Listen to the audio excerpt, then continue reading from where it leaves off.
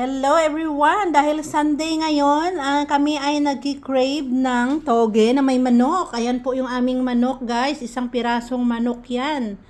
So mga 1,000 piso talaga yan sa atin. Ang mahal kasi ano yan siya, parang Bisaya na manok ba kung sa amin. Tapos ayan na po yung toge, gumawa po ako. Siyempre, kailangan pa yan natin tanggalan ng balat guys. Yan yung pinakamahirap na trabaho pag nagki-crave tayo ng toge talaga na parang toge natin sa Pilipinas.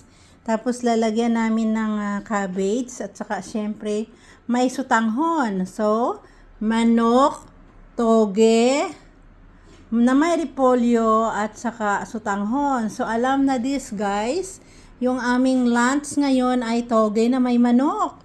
'Di ba? O, simple lang yan pag nagki-crave ka, so gumawa ka. Pero itong togi ko ay dapat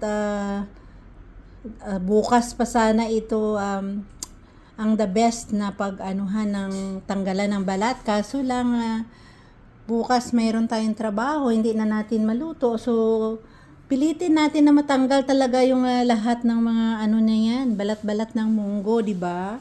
Kasi dapat talaga at least 3 days na ng toge. Parang ganyan ang paggawa ko lagi. Kaso lang ngayon ay Friday night ko na yan siya ginawa. So, siguro hindi pa siya talaga ready, pero pwede na, 'di ba? So, ayan, ang aming ulam ngayon ay manok na may toge at saka sutanghon. Bye!